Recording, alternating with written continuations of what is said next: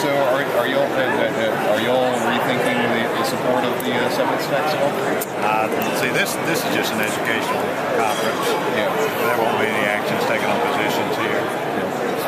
And we talked about that yesterday in the committee, and there's definitely a difference of opinion with some legislators that don't want to support that severance tax. Sheffield Nelson's coming this afternoon to kind of give his side of it, which we heard from the speaker and the highway director about the half-cent this morning, and so we'll hear about the severance tax this afternoon. So y'all feel free to attend that. Are you still planning on a vote in the spring on whether to support the half-cent?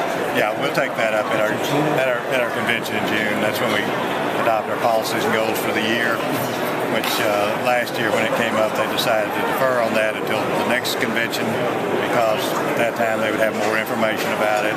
They'd know what had happened on the severance tax initiative. They'd have a lot of these local sales taxes that were voted on would be behind them, so they'd be in a better position to take a position on that in June of this year. Why did Municipal take a position on severance tax even before it's on the ballot? Well, I mean, you had to take a position because you had to decide. I mean, if you liked it, you had to take a position to endorse getting it on the ballot.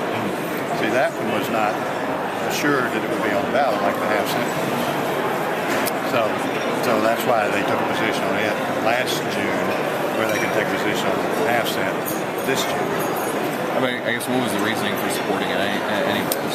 Well, I think the reasoning was that you could get a real good highway program basically financed by out-of-state interests that are doing damage to the highway system in Arkansas, and the financing would be primarily paid by out-of-state interests. There would be Arkansas people would pay too, royalties and so forth, but the majority of the money would be paid by the big drilling companies that are coming into Arkansas and severing the resources in the federal shale area primarily. What was the reaction to the legislator's letter? I mean, what should you discuss with it? Well, I mean, it's varied.